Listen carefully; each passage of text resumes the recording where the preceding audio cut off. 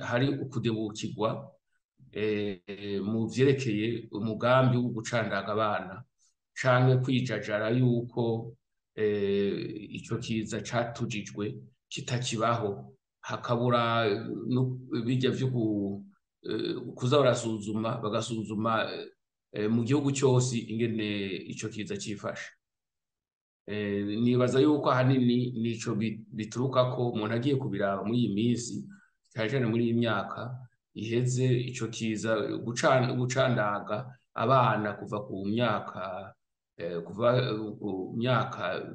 ya mbere gushika ku myaka ndwi, no kuvuga ivyo ubu turabona ko vyadebukiwe bitagishemeye cyane mu gihugu cy'u Burundi. Ubu ni ukumenya yuko ikiza casubiye gutera, kuko mu bukangwe ubu nk'uko kiya kigo mpuzamakungu kiraba gukura burundu mw'isi ingwara y'ubukangwe, ni ukuvuga isaba yuko habonetse umuntu umwe aho hantu hagaragara yuko ikiza cahateye. Ni ukuvuga rero ubu mu gihugu cyose hotegereje kuba ingamba zikarishe zihuta zo gucandaga abana bose ubukangwe, kandi ubu ni ibintu vyoroshe kubacanja, biroroha cyane kuko bakoresha rumwe rw'amamago yo mu kanwa, ntibikenera ibikoresho byinshi cyangwa ubuhinga buhanitse. Ni ukuvuga bize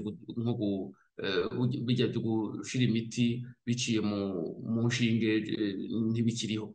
Hanyuma ni ukuvuga ivyo byoca hehe, bica cane cane no mu gukinga no kuvuga kuko nta muti w'iyo ngwara uriho,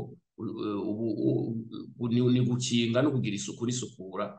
Ni ukuvuga abanyagihugu bagomba kugira ingamba z'isuku, bagakoresha utuzu twa sugumwe, bagakaraba ivyahi vy'abana bishijemwo bitumyemwo bakabishira mu musarani, hanyuma bakongera bakamesura n'amazi n'isabuni, hanyuma ayo mazi mbere ntaje guseswa mu nzuzi canke ahandi, bakayasesa ahabigenewe kugira ngo abana ntibaje kuza barahahonyora canke bikora mu kanwa bariko barahakinira.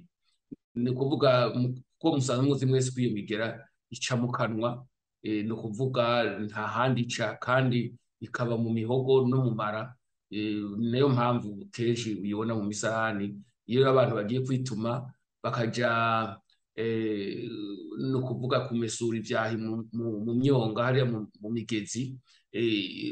Iyo ni ukuvuga iyo ngwara niyo ica yirara, hanyuma ikagenda mbere ikwiragira hirya no hino aho abo bantu bavoma basangiye uwo mugezi, ugasanga rero ingwara yarandagase. Rero abanyagihugu bateza gukoresha utuzu twa sugumwe neza.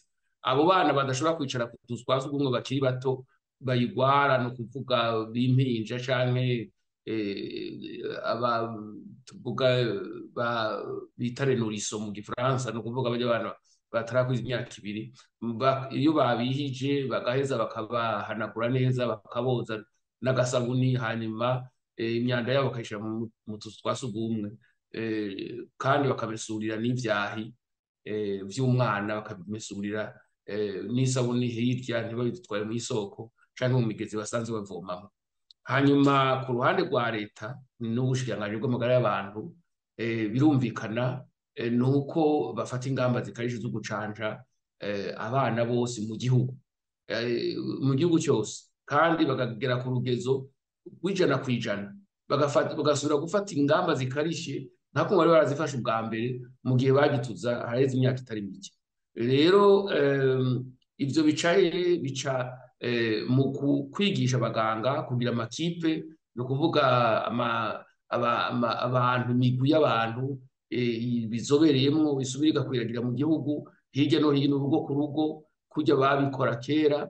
Hanyuma abana bose bafise imyaka kuva ku munsi y'umwaka, ni ukuvuga wa mbere, munsi y'umwaka wa mbere, amezi akivuka amaze igihe gito akageza ku myaka 7, ni ukuvuga abo bana bakagenda bacanjwa bose ata n'umwe avuyemo. hanyuma bakarondera rero bagashyiraho umugwi w'igihugu.